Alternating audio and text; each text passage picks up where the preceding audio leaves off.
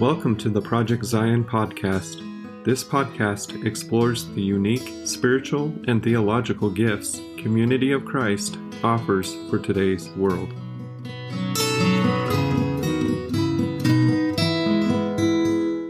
Welcome to Coffee to Go, where we are centering ourselves in the seasons and holy days and scriptures of the Christian tradition.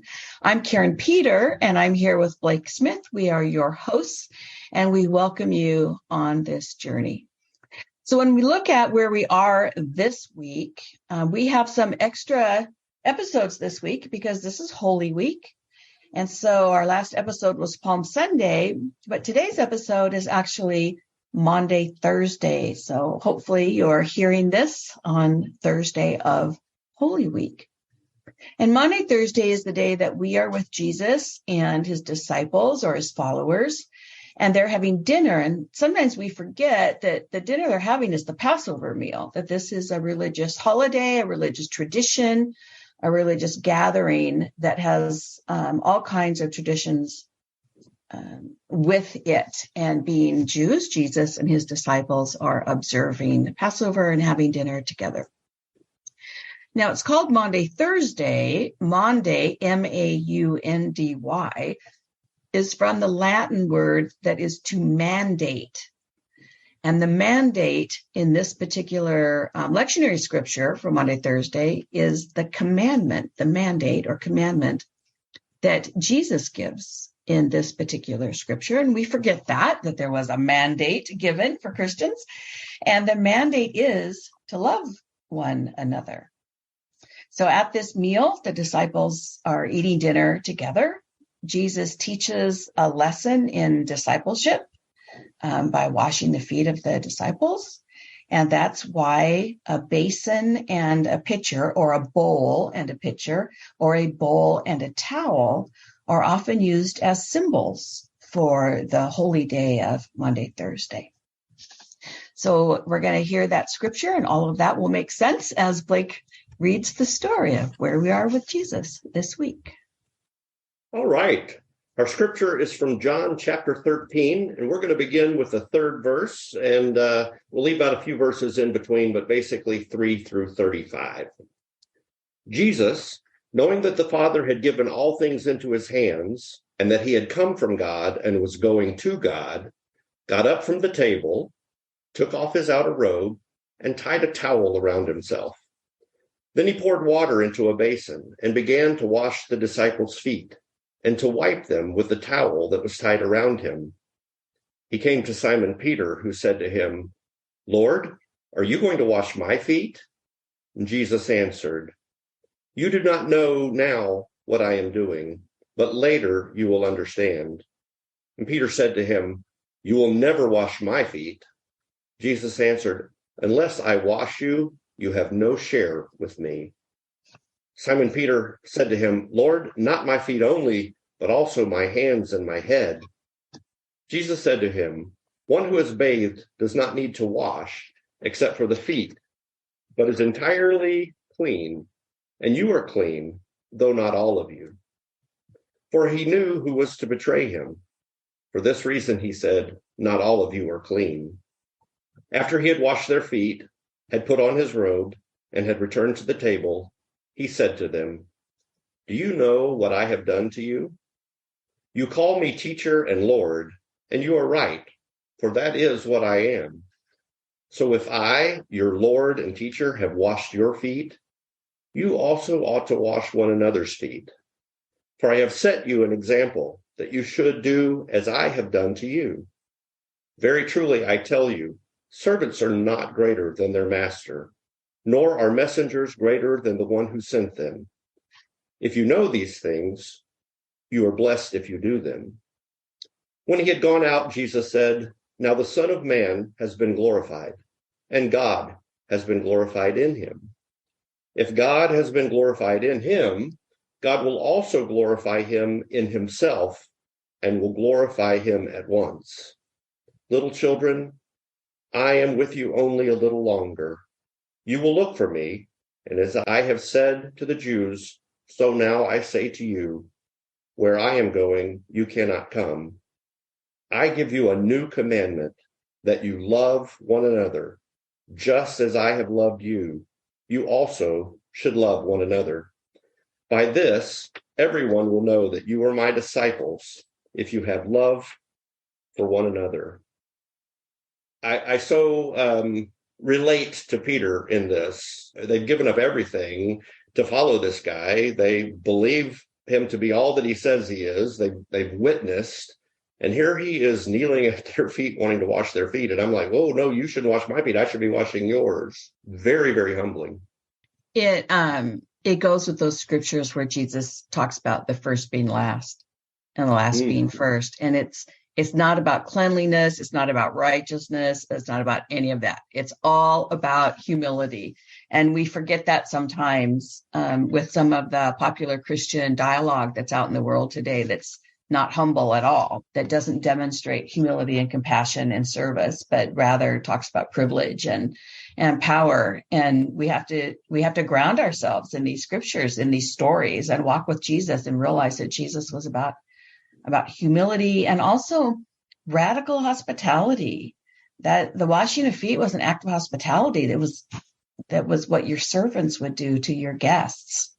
And so Jesus is taking on the role of servant at the expense of pride and ego. And we have a hard time giving that up, putting the other person's well-being first and foremost and putting ourselves last. And I would think that'd be a hard lesson for these disciples, because in the Gospels, we learned that they argued with each other on who was most important, who was going to, get the best seat at the dinner. And they even had their mother go and lobby on their behalf to see who was most important and who was going to get the best seat. And I think about that, and I think about that's human, right? That we want to try to position ourselves in a place of status or that kind of thing. And Jesus is just the opposite.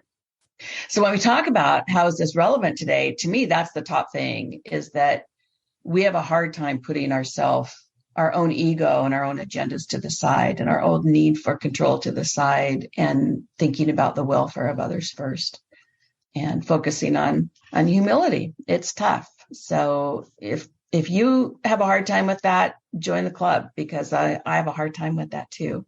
And so for Maundy Thursday, it's a good lesson to remember the washing of feet and the mandate, the commandment, not the suggestion, to love one another.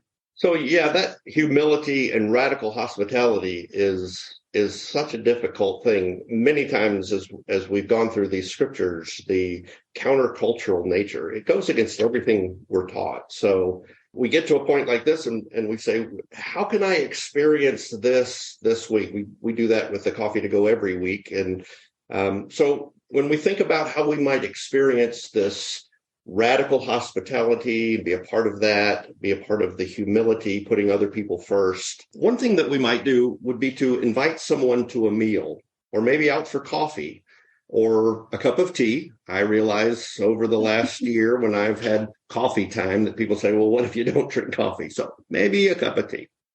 And think about ways to share radical hospitality above the norm with the person. What are some things that you might do that are just radical hospitality? What do you know about the person that might make them feel that much more special in the moment? Maybe you could offer to do a chore for someone in your family, your household, or neighborhood this week. Depending on where you are, maybe there are leaves to be raked or trash to be taken out, or sometimes the simplest things for our neighbors, rolling their garbage cans back up to the house on garbage day, little things like that. Another thing we might do is meditate on the phrase, love one another. Print it out on a piece of paper and place it where you get ready in the morning, so you see it every day. Maybe tape it to your coffee cup cabinet, so when you go to reach for that coffee cup or teacup. I'm not really coherent enough in the morning, Blake, to do that. So I might have to have it somewhere where I see it after I've had the coffee. Okay. All right. So the coffee cabinet is a little too early. Okay. Yes. So when you know you're going to be coherent, find a place that'll remind you. Maybe it's on the dash of your car that you move, you don't look at while you're driving, but that reminds you to meditate and to live with this phrase, love one another. And then repeat it during your commute or before bed or on your break, or maybe in that moment during the day when you are just stressed and you want to rage at a coworker or something like that, to think about love one another. And finally, there's a hymn number 187, Soften My Heart, Lord. And maybe if you have those words to meditate on, soften my heart, Lord, set me apart from all indifference, and just centering yourself in the presence of God's Spirit. I think for me, that helps to see Christ in others and then to love them. Those are great ideas for this week. And if you're a Project Zion podcast listener, at different times we've recommended hymns. If you don't have a Community of Christ sings hymnal, you can get one at Herald House on the website. And it's a really terrific thing to have for devotions, for meditations, even if you're not musical. The words to the hymns are just really a wonderful expression of our faith and our identity and our beliefs in Community of Christ. So, Blake, do we have some questions that we can live with this week? So some things that I would consider this week maybe would be, when have I put aside my ego or pride to place someone else's comfort above my own? I might want something really bad and I don't want to give it up, but when am I willing to let that go? When do I set my ego aside and allow someone else's comfort to be placed above my own? What acts of service or welcome can I seek out this week to offer radical hospitality to someone? Again, some of those acts of service that we talked about, to think about that. And finally, have I truly accepted the commandment, the mandate, as you put it, on Maundy Thursday, to love one another? Easy words to say, a little bit harder to live out. We've got to be intentional about it. Absolutely. So I think we're ready for our blessing for today. Right. Gracious God, as disciples of Jesus, may we experience dignity in service. May we seek humility instead of power. And may the mandate of love soften our hearts. We're glad you joined us this week. Today, especially Maundy Thursday, we have several special episodes coming up in the next couple of days as we continue to travel through Holy Week. We hope you'll join us for that. But we always invite you to join us here at Coffee to Go for the next part of our journey through the liturgical seasons and the holy days of the Christian tradition.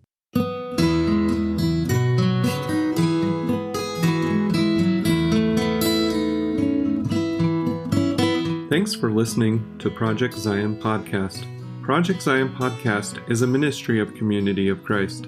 The views and opinions expressed in this episode are of those speaking and do not necessarily reflect the official policy or position of Community of Christ. The music has been graciously provided by Dave Hines.